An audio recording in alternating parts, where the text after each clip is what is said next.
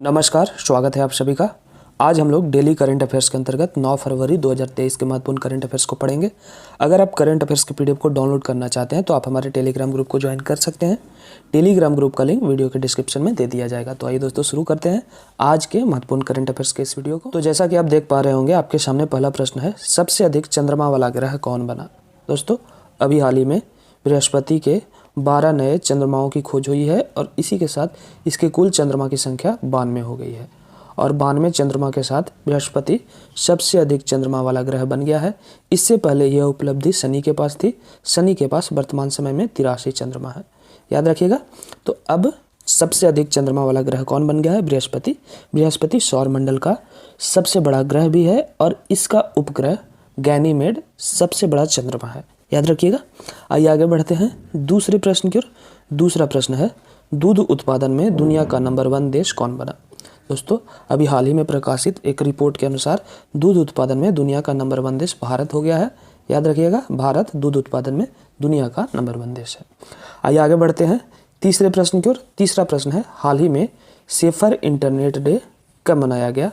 तो दोस्तों, प्रत्येक वर्ष फरवरी महीने के दूसरे सप्ताह के पहले दिन सेफर इंटरनेट डे मनाया जाता है और इस वर्ष 3 फरवरी को यह मनाया गया है, याद रखिएगा। 3 फरवरी सेफर इंटरनेट डे। चौथा प्रश्न है, हाल ही में किस यूपीआई कंपनी ने सीमा पार यूपीआई भुगतान शुरू किया है। दोस्तों, अभी हाल ही में फ़ोन पे ने यह सुविधा शुरू की है। फ़ोन पे जिसका स्थापना 2015 में हुआ था, याद रखिएगा। तो अभी हाल ही में फ़ोन पे ने सीमा पार यूपीआई भुगतान की सेवा शुरू की है। आइए आगे बढ़ते हैं पाँचवें प्रश्न की ओर। पाँचवा प्रश्न है, हाल ही में मूर्ति कला पार्क का उद्घाटन कहाँ किया गया। दोस्तों, अभी हाल ही में मूर्ति कला पार्क का उद्घाटन नई दिल्ली में किया गया है, याद रखिएगा। इसका दिल्ली सही आंसर है। आइए आगे बढ़ते हैं छठे प्रश्न की ओर। छठा प्रश्न है, म्यांमार ने किस देश के साथ परमाणु ऊर्जा विकसित करने के लिए समझौते पत्र पर हस्ताक्षर किया। तो दोस्तों, म्यांमार जहां अभी सैनिक कानून लागू है और इसने रूस के साथ परमाणु ऊर्जा विकसित करने के लिए समझौता किया है, तो यहाँ पे रूस बिल्कुल सही आंसर होगा। आइए आगे बढ़ते हैं सातवें प्रश्न की ओर। सातवां प्रश्न है, किस राज्य के मुख्यमंत्री ने 108 नम्मा क्लिनिक लॉन्च किया है। 108 नम्मा क्लिनिक, याद रखिएगा। इसका उद्देश्य है कि एक ही छत के नीचे मेडिकल की सारी सुविधाओं का आनंद लिया जा सके और इसके लिए कर्नाटक के मुख्यमंत्री ने यह योजना लॉन्च किया है। 108 नम्मा क्लिनिक, याद रखिएगा, कर्नाटक। आइए आगे बढ़ते हैं आठवें प्रश्न की ओर। आठवां प्रश्न है, हाल ही में किसे दुनिया का सबसे प्रशंसित कंपनियों की सूची में शामिल किया गया। दोस्तों, अभी हाल ही में एक रिपोर्ट प्रकाशित हुआ है और उसमें दुनिया के सबसे प्रशंसित कंपनियों में एक भारतीय कंपनी जिसका नाम है TCS यानी टाटा कंसल्टेंसी सर्विसेज, जिसकी स्थापना 1968 ईस्वी में हुई थी और इसे दुनिया के सबसे प्रशंसित कंपनियों की सूची में शामिल किया गया है, याद रखिएगा।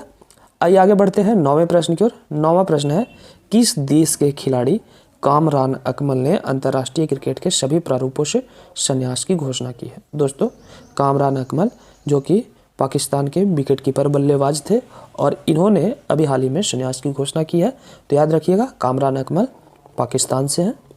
अभी हाल ही में एरन फिंच जो कि ऑस्ट्रेलिया के पूर्व कप्तान थे, उन्होंने भी संन्यास की घोषणा की थी। इसके अलावा मुरली विजय ने भी संन्यास की घोषणा की थी और जोगिंदर शर्मा ने भी संन्यास की घोषणा की थी। आइए आगे बढ़ते हैं 10वें प्रश्न की ओर। 10वां प्रश्न है, जनवरी 2023 में लापता हुए रेडियो एक्टिव कैप्सूल को किस देश से खोजा गया। दोस्तों, जनवरी 2023 में पश्चिमी ऑस्ट्रेलिया से रेडियो एक्टिव कैप्सूल जो कि लापता हो गया था, उसे बाद में ऑस्ट्रेलिया में खोज लिया गया है, तो इसका सही आंसर होगा ऑस्ट्रेलिया, याद रखिएगा। तो दोस्तों, इसी के साथ आज का हमारा 10 करंट अफेयर्स का ये वीडियो समाप्त होता है। उम्मीद करते हैं आपको वीडियो पसंद आएगी। वीडियो पसंद आए तो वीडियो को लाइक शेयर करें। चैनल पर पहली बार आए हैं तो चैनल को सब्सक्राइब करके बेल आइकन प्रेस कर लेंगे। धन्यवाद।